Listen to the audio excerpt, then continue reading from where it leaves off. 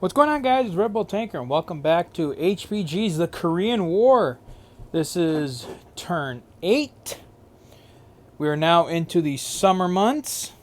It is, well, summer beginning of fall. It is August and September 1951. And boy, oh boy, did some late summer offensives begin this turn. Or didn't begin, happened this turn. So let's get to it. All right, North Korea starting us off with 44 IPC. They spent 10 to repair the factory. And then they bought 4 infantry, 4 artillery, and a tank. Combat. So the North Koreans combined all their forces from Incheon and Osan and attacked the Allied left flank here in Cheonan. The North Koreans, let's see here, good lord. The North Koreans attacked. Oh, I should have wrote it down because they had quite a bit. So let's see here. They had, let me see if I can piece this all together again. So 6 infantry, 11 artillery, and 11 tanks, as well as the 2 fighters and the 4 jets. They came down here and assaulted the UN/South Korean lines. It went 2 rounds.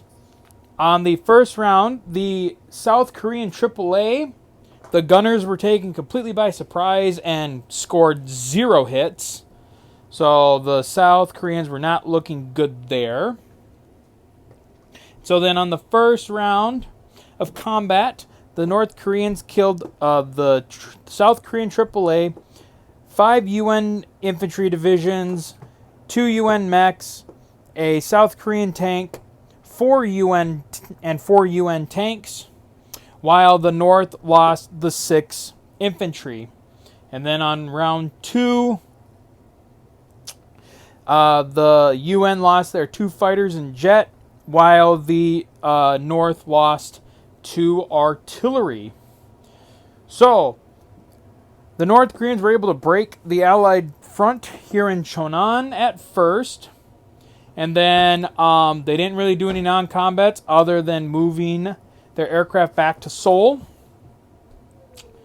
And then after deploying, they collected 42 IPC. Over to China. China still had 10 IPC to spend for this turn, so they just bought a fighter. They did no combats, but they did a bunch of non-combats. They moved their forces south here. They moved their hidden forces south, and then moved their northern force south as well. And this is where we might make another change, at least with aircraft ranges. Air Staff Commando moved all 6 of his fighters down here to help protect Seoul. So now the Seoul garrison is quite a powerful being. And then at the end of the turn, China collected its 35 IPC. All right, South Korea. South Korea, once again, had 17 to spend. They bought 5 infantry and 2 supply. And seeing the hole in the Allied lines, the South decided to gather up 15 infantry and 2 artillery and decided to attack. And it was a bloodbath for the South Koreans. With only 1 round of combat, they killed 2 North Korean artillery at the loss of 10 infantry. So that was a bloodbath for the South Korean army. So then the South Koreans fell back into Sangju, and on the non-combat, brought more forces into Sangju, kind of recovered their forces. They're back to 11 out of the 15 that they lost, or they're back to 11 out of 15. They didn't lose their artillery, and then there was this mech that moved some supplies into Sangju as well. And then, as always, the North pushed forces into Pohang and is just kind of getting forces moved forward. And then at the end of the turn, the South Koreans collected 16 IPC. Okay, over to the U.S. The U.S. had 50 to spend. They bought 3 mechs, 3 tanks, and a fighter. The U.S. Oh, it's supposed to be 2 fighters. 1 second. Let me get a grade chip for that. Alright, so the 3 mechs are being flagged as the 23rd Americall Division, while the armor is being flagged as the 6th Armored Division.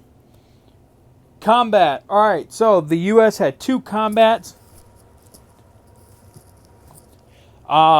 First, they took a mech from Wigwam, which there were 2 mechs there. We have flagged those 2 mechs under the 98th Infantry Division.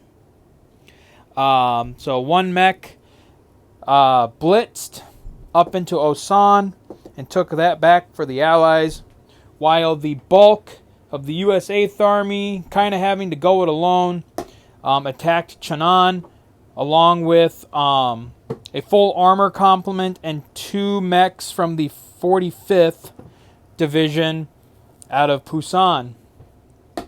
Alright, so this is what we're looking at. Battle went 2 rounds. Round 1, the U.S. Offshore bombardment from the battleship and destroyer missed. So once again, Allied gunnery just not there. Offshore bombardments are just not there for the Allies.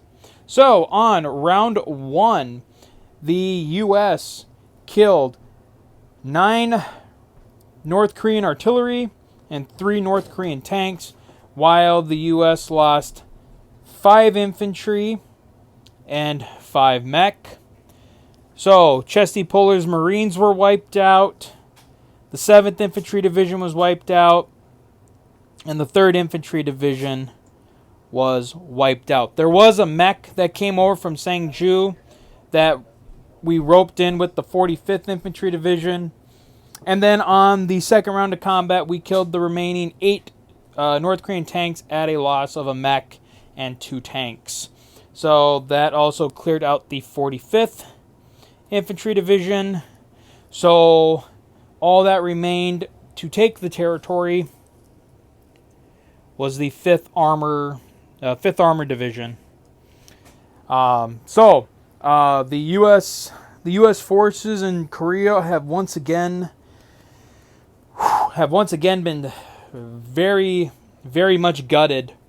But I guess in some ways I don't see what else the U.S. really could have done other than attack, especially with this side of the flank broken, which would have given the North, especially with 11 tanks, those tanks, and they had captured 2 supplies. So with those 11 tanks, they could have really run rampant on us. So I think as the U.S., I don't think we really had a choice at this point in trying to hold back. So then on the non-combat, we consolidated more of the 8th Army here in Sangju. The 45th Division, along with all of the U.S. air assets, are now there. The 47th Infantry Division and the 10th Armored Division have arrived in Pusan. And then at the end of the turn, the U.S. Some supplies made it too. And then at the end of the turn, the U.S. collected 50. Alright, the UN had 20 IPC to spend. They bought 2 mech and a fighter. They did not conduct any combat. Their only non-combats were bringing their 2 mech and tactical into Gwangju, and then moving 5 mech up to Cheonan to reinforce the U.S. 5th Armored Division up there. And then at the end of the turn, the UN collected 20 IPC. Alright, going over to the territory chart. Oops. The Allies hold 15 territories to the North's 22. Wait, right? Yes, that is correct. And then over on the IPC chart, China's at 35, North Korea's back to 40, South Korea's down to 18, NATO or UN at 20, the US at 50. So, I mean, that's kind of it for turn 8. I mean, I've been kind of looking at this, kind of talking with Airsoft Commando, and I don't know, I don't want to look grim. I mean, we're just about halfway through the game, and so, probably tomorrow, Airsoft Commando and I will do our, well, yeah. Tomorrow, Airsoft Commando and I will have, we'll do our video for, just kind of like the mid-game thoughts. But I mean, I'm just kind of looking at this, and I'm just, I don't think I'm seeing an Allied victory here now that the North Koreans could basically turn Seoul into a fortress, while China just constantly reinforces it with aircraft. And with how long it can take the Allies to really gather any sort of strength, I don't know if I see a victory. And obviously I made a couple dumb mistakes. I thought I had a good plan, but even after I had finished the turn, I realized that the plan was not going to work. So that was due to my own negligence. My own negligence definitely probably cost me this game. But we'll kind of take a look at it, do some talking, and we'll just kind of see how it goes from there. All right, so that's going to be it for this one, and we will see you guys next time for our mid-game review. So until then, guys, as always, take care.